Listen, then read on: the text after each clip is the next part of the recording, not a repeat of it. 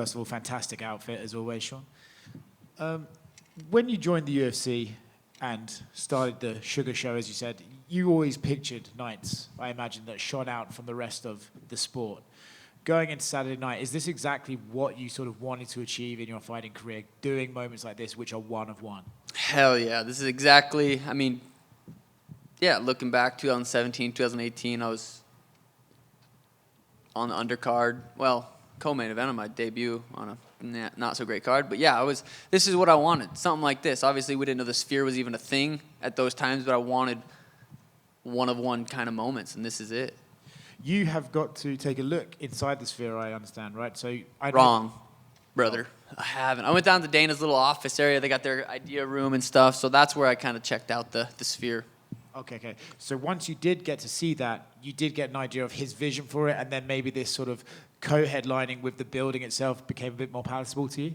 Hell yeah. Yeah, Dana gave me goosebumps just talking about it. It was talking to Dana about anything off camera. He's the same, kind of just fired up, super inspirational to be around. But yeah, once he kind of showed me his vision of it, how much effort he's put into this, and how much work the UFC and everyone's put into this, it really gives you a different perspective on how crazy of an event this is going to be. You're also a guy who likes to sort of in-picture moments, right, that you achieve, whether it be a highlight fight finish or something like that. When you view your own walkout in this environment, how excited are you to be able to watch that back after the fight and sort of see that moment? For me, right now, it's like the Sphere is going to be cool for everyone else, but me, I have this. For me, it's tunnel vision. I'm walking to the cage. I'm doing what I have to do. I'll enjoy the show after. I don't let myself kind of think about all that. So, for me, it's going to be. Well, we'll see. Maybe it's going to be so crazy. I'm going to have no choice but to look around and I mean, I'll look around and take it in, but I'm not thinking about all the extra stuff. Okay. Moving on to Merab then, I think he's one of those opponents that you sort of know what he's bringing to the table, right? He's going to spam takedowns. He's going to sort of throw a bit recklessly until he gets an opportunity to spam those takedowns. Does that make it easier for you to prepare, or does it make it a bit more dull to prepare for, knowing that you have to just do the same sort of drill again and again? Preparation, it went great. It's everyone's sparring's just sparring. It is what it is. I enjoy training camp a lot, so it was a good camp, and him having that style is either going to work for him or it's going to get him knocked out, and we get to find out in a few days. What do you make of Merab as a person, right? I mean, Dana White sort of called him a moron the other day with some of the stuff he puts on social. When you see that stuff on social, do you just see a guy who's trying to build his own brand, or do you see a guy who's making fundamental errors in what he's putting out there? A little bit of both. Mostly stupidity. I mean, the dude jumped. He didn't know what ice was. He jumped. He didn't know if water got cold that cold that it turns to ice. He jumped in ice onto his head. So I mean, that's the person we're talking about. I kind of going off of that. Merab has said you've not wanted to fight him since 2018. You've said he has a punchable face. They show him on the countdown. He's like watching your fights. He's like, fuck this guy and everything. Is it personal between you, or is it just this kind of been building so much you guys are tired of thinking about each other? A little bit of both. I think it's definitely became more personal when I knocked Aljo out. So I think that kind of made it a little bit more personal. But then I started questioning their friendship in the first place, because I knocked Aljo out, and it's like Merab's turn, but Aljo's like, no, I want a rematch. And I was like, I don't know if these guys are his friend. Then Merab going on and saying, no, I would have fought Aljo if UFC gave me a contract. So I don't really know what's going on there, but yeah. We heard your coach say, it's hard to find guys that are like you to train with, to prepare for you. Did you have any difficulty finding guys like Merab in terms of his size or his style of fighting? No, not really. I mean, you're never going to find someone exact for anybody. Everyone's got their own styles, but we were able to find some shorter guys that were able to come in and shoot on me during sparring. So overall, I was very, very, very happy with how sparring went and with how camp went and all. Have you heard what, when Henry's saying, he's heard that you're having trouble getting off your back and everything? Is that just Henry talking, or what's he going off? Well, you saw me roast that guy, right? He tried saying, he got us, Kamaru, and Kamaru was like, nah, he got you. Henry is just he's just a little guy that just gets very upset about things, and I just burned him so good that I don't know where he got my back hurts, but yeah, that's not true. You also said, cardio doesn't mean anything when you're KO'd in the second round. So is that your official prediction for Saturday, second round knockout? I mean, Could be first, could be second. I could knock out Merab first, second, third, or fourth or fifth. But I am leaning towards the second a little bit. What was it like training with the Cardinals? We saw you with Kyler Murray doing some drills out there. Damn, that was fun. Childhood dream. First love, first dream was to be in the NFL. Like, football was my favorite sport, and so to be able to go and do that was a dream come true. Sean, right over here. Andreas from ESPN. We all know that Conor's been like the biggest star in the UFC, but should you perform what you think you're going to do on Saturday night, how close do you think you are to getting to that level of star power? Yeah. I think I'm very close. I think Conor's still got one more big fight in him because there's a big question mark. Like, what can Conor come back? Can he actually beat Chandler? So I think Conor's got one more huge fight in him. He goes out there and loses his next fight, it'll be like 6 in a row or something. It's got to die down eventually. Maybe not. That just tests how big of a star he is. But I would assume he goes out there. If he loses, I'm there. I'm the guy. I'm the number one. Coming off of that, what do you bring that's unique that Conor doesn't bring? Like, what do you think your appeal is to fans, not just of MMA fans, but fans that are casual fans of the sport? I bring fights. I fight often. So I think that's what it is right now. Conor was good on the mic. The accent, the words that he chose, he was very good on the mic. Performances, he had a couple good performances. But I'm consistent right now. I'm fighting a lot, so that's what I bring. Last thing for me, I know there was a time that you talked about boxing. Have you pushed that to the back? Are you still considering one day to get into the boxing ring? Someday. Yeah. Right now, it's not a focus at all. Like, Merab's the focus. I have big fights after. I mean, I've said Ilia, I've said Max, there's Umar, there's Figgy. There's a lot of options for me right now that I don't think it's that time. But there will be a time when it's, Conor Floyd was requested by the fans. There's gonna be, if I go out there and keep knocking people out, it's going to be intriguing. Sean, over here. What are your thoughts on Merab embracing the Mexican fans and culture these past couple of months? Do you think that's more of a promotional move by him to just try and get people to sway towards him? Yeah, the dude pretends to be Georgian, then he pretends to be American, now he pretends to be Mexican. He's all over the place, but he's doing his best. Can't hate on it. And I know obviously a big focus not only on the fights but the Sphere. I mean, I'm sure you heard a lot about that already. But being back in Vegas for you, I know Vegas has always been a city you like to fight in, and you wanted to be on last December pay-per-view. So I guess how does it feel for you just to be back in Las Vegas? God, it feels great. It feels like we're home. My first, I think, we'll count in the Contender Series, I think my first 10 fights were here in Vegas. So feels so good to be home. Feels good. The short fight week in Boston, or in Abu Dhabi, I was there like 17 days early. Boston, I was there Sunday. Miami, I was there Monday. This week we got in Tuesday afternoon. Fight week's gonna feel nice and short, and I'm very excited to be back in Vegas. And speaking of the Contender Series, a lot of people, when you talk to them about the Contender Series, they think about your performance when Snoop Dogg was on. The show has come a long way since that performance. So what do you make of the show's progress and all the talent that's coming out of the show? Yeah, sweet. I mean, the cage is right there. When I was fighting, I think it was actually in here as well, but the whole production of it it's improved a ton. So, when I fought in the Contender Series, I definitely wasn't here. It came a long way. And back to your career, obviously, there's a couple guys that have their names in their hat for it to be next. So if you get past Merab, who do you think should be more deserving of a fight, whether it's a Figueiredo or an Umar Numargomedov? What do you think? I'll say this just so it gets clipped. Merab probably won't see the whole thing. He'll probably just see this. I think Umar is more deserving to fight me right now than Merab.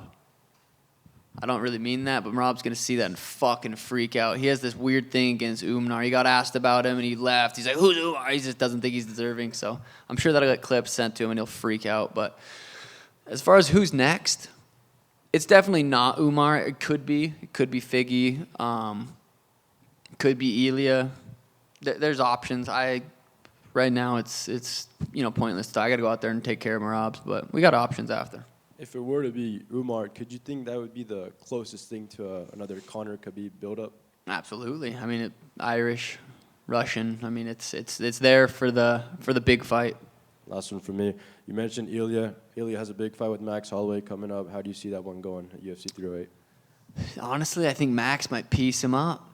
Ilia is very, very skilled. Ilia is, up there top 3 pound for pound, in my opinion. So I'm very, very excited for that fight. I haven't been this excited for a fight for a while, so I'm looking forward to that one. But I think Max potentially could piece him up. Sean, back over here. How different was this camp compared to Aljamain Sterling?